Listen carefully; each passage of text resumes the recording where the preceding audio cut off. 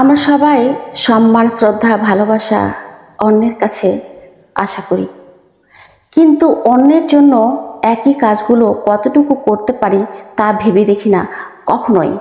আমরা বুঝতে পারি কখন আমাদের অপমান করা হচ্ছে, কখন ছোট করে তাচ্ছিল্য করা হলো, কখন কে কষ্ট দিল,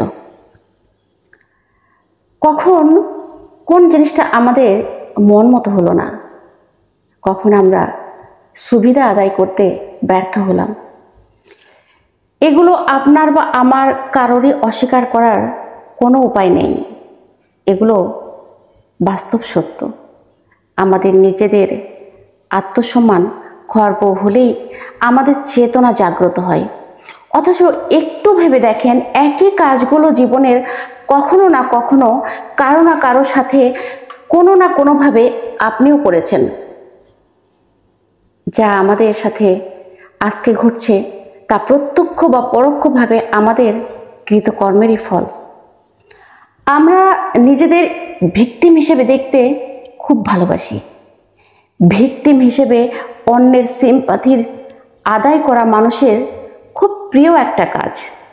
এটা কম বেশি সবাই করে। আমি ভুক্তভোগী, আমি অনেক কিছু সহ্য করে আসছি।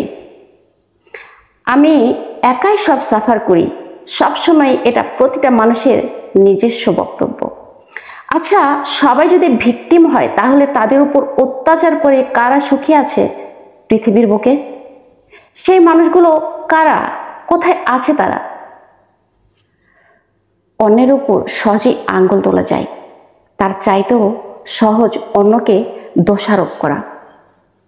কঠিন কাজ নিজের দোষ খুঁজে বের করে নিজেকে সংশোধন করা।